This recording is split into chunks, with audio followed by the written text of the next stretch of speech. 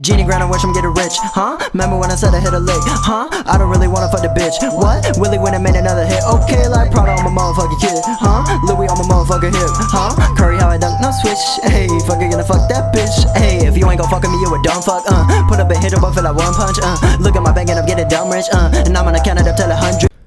Hello world, I'm What If Studia, and today we are doing What If Deku had a dog?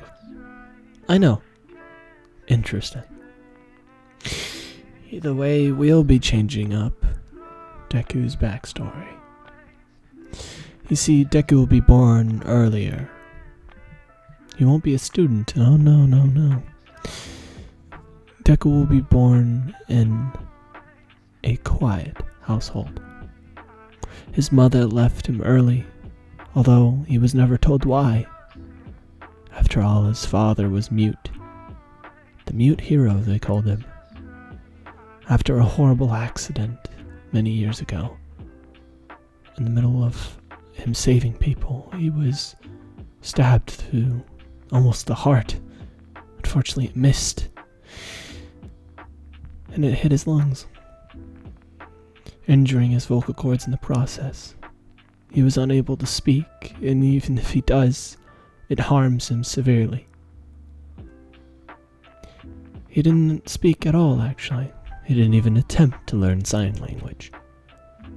Deku being raised by his father grew fat. His father, however, was still quite prideful, but he was just a mine worker at this point. His house still decorated with that old ruckus mood, where he would go on nights of debauchery, but now it was filled with the hollow soul of danger. Nothing but danger, Deku sensed. He was in a home broken. One day he tried to talk, maybe get through to his father, but he was only met with a bottle to the back of the head. He soon shut down, trying to keep his breath unabated. He would go out daily. He would learn many things from the people around the world. Although he was quite a quiet child, he did find one thing on these adventures that stuck with him every day. A dog. One that was so quiet in its yipping, but it seemed happy. It's happy seeing him, at least. It was covered in blood in one of the back streets that he visited. Usually he would find some crack whores down here, but instead there's a dog. He takes this dog in as his father doesn't much care. However, his father originally showed nothing. His father soon grew very fond of the dog, soon finding himself feasting with it. He would almost sit up on a chair like a human. He found it hilarious. Although he couldn't laugh, he deeply chuckled. This lightened up the mood. It gave the house a warm life to it. But that life was soon taken away. A horrible fire arose one day. It was a chilling sight. It rose up to the tops of the roofs and would just flicker every once in a while as each of the rooms collapsed on top of each other. His father did nothing but stare and slowly put down his head and looked away. But he was there. He was watching. Thousands of people staring at the burning mansion. It was almost nothing but fire now and ash. But he could hear the dog. Yip. The cutest yip that you've ever heard, coming from a flaming pile of ash. He jumped in, trying to save him. and in some miracle he was able to find the dog under some rubble. He picked up the dog but was unable to turn around as his back was already on fire. He took off his shirt, throwing it into the flames. He picked up the dog with his sweating back. I'm only 9, I'm not supposed to be made for this shit! But he was surrounded. He would soon die with the dog in his arms. The dog was overheated. It was unable to breathe fast enough to cope and was drifting off to sleep. I wish I could die as happy as this dog. Anyone, please, listen to me. Any heroes? Anyone? As he soon sat and waited for the flames to take him. A man, no, a figure, approached him out of the mist.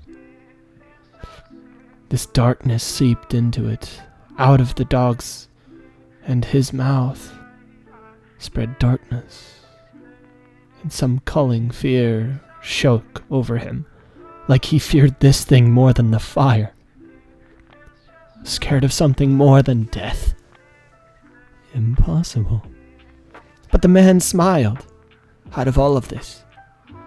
His black and gray fedora tilted over his head as he tipped it up, showing his almost the same color scheme eyes. He was pasty-skinned and seemed to be made out of pure death.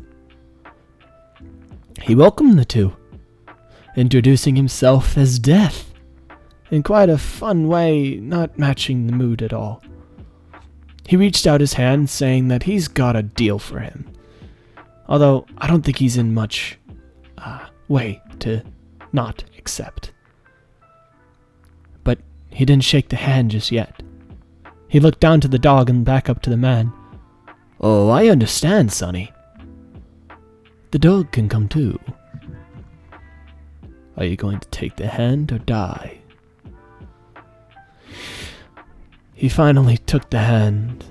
His hand went straight through the mist, as then he's barreled into a portal, taken in by the darkness. He wakes up back in a mysterious world of death. Nothing but souls and hate around him. It was a massive world of indiscriminate death and fear. However, he stood up, as he didn't feel threatened somehow. This looked like hell. But there was one man sitting there, with the same fedora.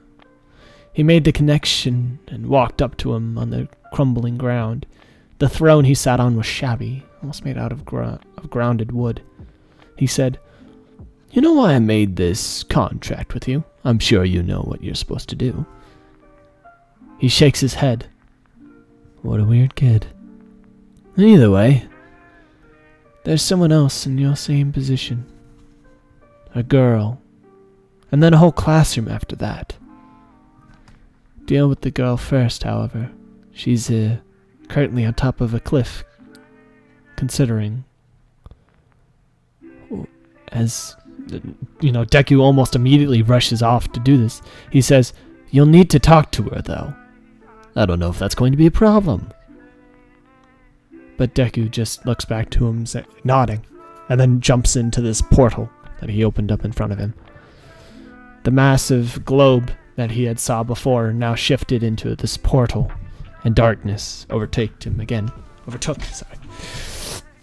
He appeared right in front of the girl before she was about to jump off the cliff. Her blonde hair was perfectly stuffed down to her sides. It seemed that she had been beaten into submission. Her face was battered. Deku halts her with both of his hands and looks into her eyes. Seeing nothing but pain and sorrow, he almost feels bad for doing this, as he understands her feeling of despair. After all, he's lived in a world of silence. He doesn't realize this, but he says this in a very quiet tone, under his breath. But she hears nonetheless. She falls down to her ground crying, saying that her present condition is hopeless. All hope that she could have had is gone. Now, Deku has no power in this world. He's weak. The only training that he got was from the street training. Sure, he knows how to fight, but nothing more than that. He looks back and sees a trailer right next to this cliff. He could see her brother and sister inside, and her bastard father. A parallel to his own. He didn't give two shits about what happened to them. He could tell instantly what was happening. He outreached his hand, making a deal with her. Even though the devil was quite mad about this, she looked up to him and looked back at her brother and sister. He shook his head, acknowledging what she wanted. She takes up onto his hand with begrudgingly.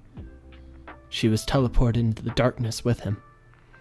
He appears back in the devil's world.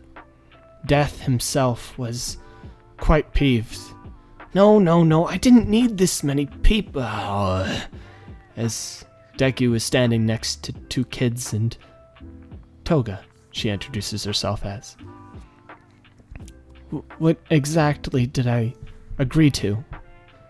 You didn't get this mental traction? Like, you didn't get any of that? She's like, no. Oh, Deku, you're new to this. That's fine. You'll just be entering a life of servitude to me. As for your end, you get my services, and you're able to do what you want to help the people of this world. Toga questions why the devil would want this. Why? And he's like, I'm death, not the devil. The devil is someone else, he says in a very tired out voice. However, he continues in a sort of aspirational way. He says that he wants less people in death. Okay? There's way too many people that are going to die in the future if this continues going. They need to help the heroes save people. However, nothing takes more lives than the death of All Might. As both of them are shocked at this, he tells them that it's going to be a secret how it happens, as telling them the future would be way too easy and would make it less exciting for him. After all, this world was created for the excitement of all gods. Now, they need to be older for that, and need to be way stronger. Genie grind and watch him get rich, huh? Remember when I said I hit a lick, huh? I don't really wanna fuck the bitch, what? Willie went and made another hit, okay, like Prada on my motherfucking kid, huh? Louis on my motherfucking hip, huh? Curry how I dunk, no switch, hey, fucker gonna fuck that bitch, hey, if you ain't gon' fuck with me, you a dumb fuck, put up a hit up, I feel like one punch, look at my bank and I'm getting dumb rich, and I'm on the Canada